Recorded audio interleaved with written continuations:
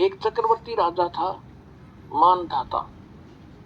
चक्रवर्ती माने जिसका पूरी पृथ्वी पर शासन हो। उसके छोटे छोटे राजा लोग उसके पराधीन होते हैं और उनसे वो टैक्स लेता है और वो ये देखता है कि किसी राजा ने मेरी पराधीनता अस्वीकार तो नहीं कर दी है। उसके लिए एक ट्राई करता था, वो अपने निजी घोड़े के आगे एक पंपलेट लगा देता था कि राजा के पास इतनी सेना है और जिसने राजा की पराधीनता स्वीकार नहीं है वो इस घोड़े को पकड़ ले, युद्ध के लिए तैयार हो जाए। इस प्रकार वो घोड़ा छोड़ दिया, साथ में सैनिक, अन्य घोड़ों पर सवार वो खाली।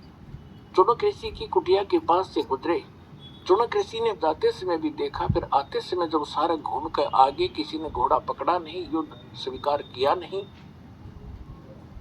चुनक ऋषि ने पूछा कि भी कहाँ गए थे सैनिकों, इस घोड़े पे सवार क्यों नहीं है तुम्हारे पे? सैनिकों ने बताया कि ऋषि जी, ये मानधाता चक्रवर्ती का घोड़ा है, इसमें कोई बैठ नहीं सकता। जिसके पंपलेट पर आगे लिखा हुआ गले में 72 करोड़ सेना है हमारे राजा के पास। तो ऋषि ने पूछा कि कहाँ गए थे, कैसे ऐसे गए थे? ऋषि ने कहा कि किसी ने नहीं पकड़ा ही घोड़ा। नहीं, कौन पकड़े? क्या किसी की माँ ने दूध? सैनिक बोले, उसकी जाड़ फोड़ दे हम।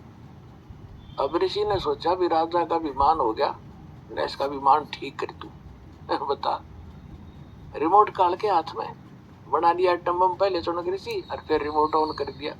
बाकी इसको करता हूँ राजा को ठीक। राजा का फील्ड अलग और साधु संता का फील्ड न्यारा। वो क्यों भी बेमतलब टांग अड़ाओ एक दूसरे के बीच में। अब ऋषि ने जानबूझकर अपना ताकत दिखाने के लिए कहा कि भी इस घोड़े को मैं बांध लूं, मैंने उठ दिया तुम्हारे राजा का, युद्ध स्वीकार किया।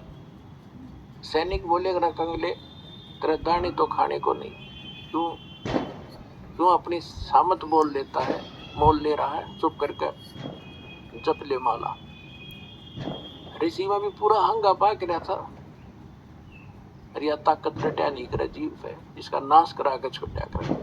तो उसने क्या कहा कि ठीक है भाई, मेरे भाग में यह कहा कि भी इस घोड़े को मैं बांध लूं, मैंने उठ दिया तुम्हारे राजा का, युद्ध स्वीकार किया।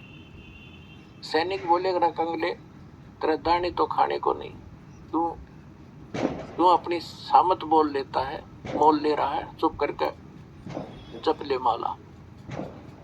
ऋषि में भी पूरा हंगा पाक रहा था, अरे ताकत रटा नहीं करे जीव है, इसका नाश करा के छुट्या कर। तो उसने क्या कहा कि ठीक है भाई, मेरे तुम्हारे राजा से मरना होगा, मैंने जाके दो उनको घोड़ा बांध दो यहीं पर। अब राज सैनिकों ने जाके बता दिया, जी ऐसे ऐसी बात है, एक चुनक नाम के ऋषि ने आपका युद्ध स्वीकार कर लिया। अब मंत्रीगण इकट्ठे हुए कहने लगे, राजन, आज एक व्यक्ति की हिम्मत पड़ी है आपके साथ चीटिंग करने की, कल दूसरे की पड़ेगी। Nip the evil in the bud, बुराई को शुरू से ही खत्म कर देना चाहिए। राजा बोला, ठीक है। राजा ने अपनी 72 करोड़ सेना की 4 टुकड़ी बनाई, 18 करोड़ की। 1 करोड़ 18 करोड़ एक टुकड़ी भेज दी। उधर से उस ऋषि ने सारे जीवन में जो डले ढोए थे वो अटपट करके सिद्धियां प्राप्त की थी, उससे 4 पुतली तैयार कर दी, एटम बम 4 बना दिए, परमाणु बम। एक परमाणु छोड़ दिया पुतली, उसने 18 करोड़ कत्लेआम कर दिया। राजा ने दूसरी सेना भेज दी, ऋषि ने दूसरी पुतली, यानी 72 करोड़ सेना का सत्यानाश कर दिया उस ब्रह्म के काल के पुजारी ने। सूक्ष्म वेद में कहा है, 72 अक्षौणी अक्षय करी, वो चुनकर शीश्वर एक, दे धारे जोरा फिरे ये सभी काल के वेख। 72 अक्षौणी अक्षय करी, 72 अक्षौणी खा गया, वो चुनक ऋषिश्वर एक। ओए होए, इनको ऋषिवर ऋषिश्वर कहा करते थे। ऋषिस और ऋषिश्वर, एक तो मुनि, एक मुनिवर, उन मुनियों में श्रेष्ठ, एक मुनीश्वर, उन मुनिवरों में भी और श्रेष्ठ, उसको मुनीश्वर कहा करते हैं। ऐसे ऋषिवर और ऋषिश्वर, जिसको ऋषिश्वर कहा करते थे, उस ऋषिश्वर के ये कारनामे हैं 72 अक्षौणी खा गया, वो चुनक ऋषि स्वर एक, ये दे धारे जोरा फिरे, जोरा माने मृत्यु, दे धारे जोरा फिरे, ये सभी काल के भेग, ये काल के पुजारी है सारे।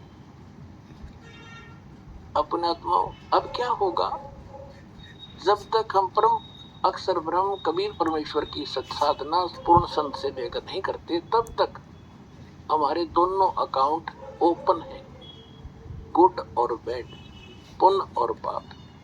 जैसे हम पुण्य करेंगे, जाप करेंगे, कोई कितना ही करो वो अलग लिखा जाएगा, और बुरा जितना भी करो, छक्का करो, कितना ही करो, वो अलग लिखते रहे। उन दोनों को संचित कर्म कहते हैं। आगे आपको जो भी जीवन मिलेगा उन्हीं से एवरेज निकाली जाएगी। जिसके पुण्य गणे हैं उनके पुण्य ज्यादा एवरेज में, और जिसके पाप गणे उसके एवरेज में पाप ज्यादा। फिर एक मनुष्य जीवन बना के भेज दिया जाता।